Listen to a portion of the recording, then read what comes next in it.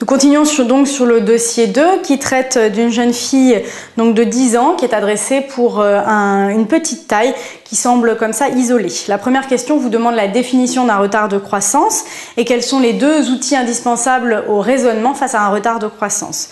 Donc le retard de croissance correspond à une taille inférieure à moins 2 ds, ce qui correspond à une taille inférieure au 3e percentile.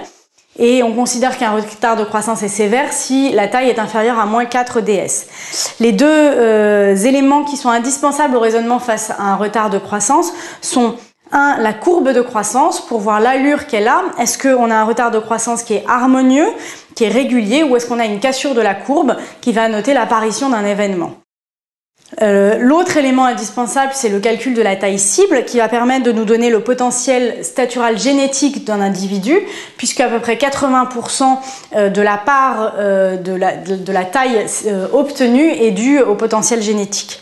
Donc la taille cible peut être calculée par la formule de Tanner, qu'on connaît assez facilement, qui correspond à la formule taille du père plus taille de la mère divisé par 2, plus 6,5 chez les garçons et moins 6,5 chez les filles. Mais cette formule n'est pas tout à fait adaptée à la population française puisqu'il y a une différence de 12 cm entre les hommes et les femmes en France. Et cette formule est plus adaptée aux Américains.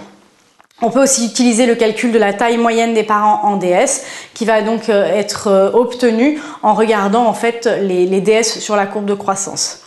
La question 2 vous demande quels sont les paramètres qui influencent la croissance d'un enfant. Donc les paramètres importants sont les facteurs nutritionnels, donc ce qui vous explique pourquoi une malabsorption peut être à l'origine d'un retard de croissance. Les facteurs génétiques, on en a déjà parlé, c'est ce qui est approximé par la taille cible grâce à la taille moyenne des parents. Les facteurs psychologiques et affectifs, les facteurs hormonaux, donc l'axe somatotrope, l'insuffisance somatotrope peut être à l'origine d'un retard de croissance, l'axe thyréotrope, l'axe gonadotrope et l'axe corticotrope. Et enfin, les facteurs physiologiques expliquent que lorsque l'enfant présente une maladie chronique au cours de sa croissance, une insuffisance rénale, une insuffisance hépatique, une insuffisance cardiaque ou une infection chronique, on va observer un infléchissement de la courbe de croissance. La question 3 vous demande quel bilan biologique et radiologique de première intention il faut effectuer face à ce retard de croissance chez Anne. Ce bilan va permettre en fait de discerner les différentes étiologies de retard de croissance chez cette jeune fille. Donc on va rechercher une malabsorption en dosant le fer sérique. On va doser les anticorps antitransglutaminase qui permettent de diagnostiquer une maladie cœliaque. Faire un dosage de l'anum, rechercher un syndrome inflammatoire par la CRP et par l'électrophorèse des protéines sanguines, s'assurer que la fonction rénale est normale, évidemment, et sur le plan hormonal, le bilan va être assez restreint avec, en bilan de première intention, TSH T4, une IGF-1. Enfin, l'âge osseux permettra de mettre en évidence une discordance entre l'âge chronologique et l'âge osseux et d'estimer le pronostic de la taille finale. Donc la question 4 vous demande quel est l'examen indispensable dans ce contexte-là, en dehors du bilan de débrouillage que l'on vient de faire. Il s'agit évidemment du cariotype d'Anne qui sera fait uniquement après accord parental puisqu'elle est mineure. Comment faut-il réaliser un cartotype dans un bilan de retard de croissance ? Donc le cariotype doit être réalisé chez toute petite fille qui présente un retard de croissance, donc une croissance inférieure à moins 2 ds. Donc question 5 vous demande quelle est l'hypothèse diagnostique la plus probable et quelles en sont les étiologies. Donc il s'agit ici très probablement d'un syndrome de Turner, qui est une cause fréquente de retard statural. L'étiologie du syndrome de Turner c'est une pathologie génétique. Et sur le cariotype, on retrouve donc un cariotype 45X0, donc ça veut dire que la paire chromosomique XX montre l'absence d'un des chromosomes X. Donc soit c'est dans toutes les cellules, soit sous forme de mosaïque. Donc certaines cellules sont 45X0, d'autres cellules 46XX. Enfin, on peut être en face d'un X isochromosomal, c'est-à-dire qu'au moment des crossovers, vous avez un chromosome X qui va sur lesquels on a les deux bras longs ou les deux bras courts du chromosome X. Dans la question 6, on vous demande quelles sont les autres anomalies à rechercher pour étayer cette hypothèse diagnostique. Donc il y a énormément de symptomatologie au syndrome de Turner et l'expression de la maladie est extrêmement variable. Certaines petites filles ont tous les signes de la maladie et d'autres en ont très peu. On va rechercher donc une dysmorphie crânio-faciale avec un visage triangulaire, des fentes palpébrales qui sont obliques en bas et en dehors, un ptosis, un épicanthus, une hypoplasie du maxillaire inférieur, un rétrostagnisme, une dysmorphie du cou avec un pli au niveau du cou, un cou qui va être court, des cheveux bas implantés, un thorax qui va être large et bombé avec des mamelons qui sont écartés. On va retrouver une dysmorphie des membres avec surtout la bradymétacarpie qui est assez particulière, des névis qui vont être multiples. Au cours de l'évolution de la patiente, un impubérisme qui survient à peu près dans 60 à 80% des cas par une agénésie ovarienne, un déficit auditif, une amblyopie, des otites à répétition.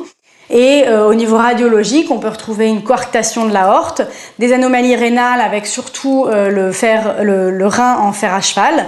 Et on ne retrouve pas des ovaires qui sont complètement hypoplasiques, des bandelettes nacrées en fait à l'échographie. Y a-t-il un déficit mental dans la maladie de Turner? Non, dans la maladie de Turner, le développement psychologique est parfaitement normal, le développement psychomoteur d'ailleurs est parfaitement normal. À quel âge se fait en moyenne le diagnostic? L'âge de diagnostic est extrêmement variable et va dépendre en fait de l'expression de la maladie. Le diagnostic se fait de manière très rare au cours de la grossesse par un retard de croissance intra-utérin. Il peut se faire à la naissance. C'est dans à peu près 20% des cas, surtout grâce au retard de croissance. Le diagnostic se fait surtout au moment de la croissance jusqu'à la puberté par le retard de croissance ou les différents symptômes qu'on vient de voir et surtout l'absence de déclenchement de la puberté. Donc la prise en charge de cette petite fille va comporter 1. Le bilan de la maladie, 2. Le traitement symptomatique et enfin et surtout l'information et l'éducation de la famille. Le bilan de la maladie va avoir pour objectif de rechercher les complications de cette maladie qui vont être surtout les malformations rénales et cardiaques. Donc il va falloir réaliser un électrocardiogramme, une échographie cardiaque, une échographie rénale et dépister les troubles sensoriels. Donc je vous rappelle que ces petites filles présentent des amblyopies, elles peuvent avoir des surdités, des otites à répétition. Enfin, dans la maladie de Turner, on retrouve une incidence accrue des pathologies endocriniennes auto-immunes, donc il va falloir rechercher principalement la thyroïdite d'Hashimoto. Enfin, au niveau du traitement symptomatique, ici elle présente surtout un retard de croissance que l'on va traiter par une substitution en hormones de croissance qui sera donnée jusqu'à l'âge de la puberté ou jusqu'à ce que la vitesse de croissance rattrape la courbe. L'information et l'éducation de la famille sont primordiales sur le diagnostic, leur expliquer ce que c'est, les conséquences à court et moyen terme. Et on va lui expliquer au fur et à mesure de sa croissance comment les choses vont se passer, avec, et, si besoin, un soutien psychologique. Les parents de la patiente peuvent-ils bénéficier d'une prise en charge sociale particulière? Donc la maladie de Turner rentre dans le cadre des maladies longue durée avec un remboursement par la sécurité sociale. En revanche, compte tenu de l'absence d'anomalies psychomoteurs et intellectuelles, il n'est pas considéré comme un handicap. Donc il n'y a pas de prise en charge financière supplémentaire. À la question 8, on vous dit qu'elle revient vous voir à 13 ans, donc à l'âge de la puberté. Et on vous demande ce qu'il faut faire à cet âge-là sur le plan hormonal pour la prendre en charge. Donc cliniquement, on va évaluer son stade pubertaire et voir s'il y a un retard pubertaire grâce notamment au stade de Tanner. Et sur le plan biologique, on fera un dosage de FSH, de LH et de stradiol pour vérifier que la puberté est en cours de déclenchement. S'il n'y a pas de puberté spontanée, on va pouvoir induire la puberté en donnant de toutes petites doses de stradiol auquel on ajoutera secondairement un progestatif. Ce traitement hormonal substitutif sera donné jusqu'à l'âge de la puberté.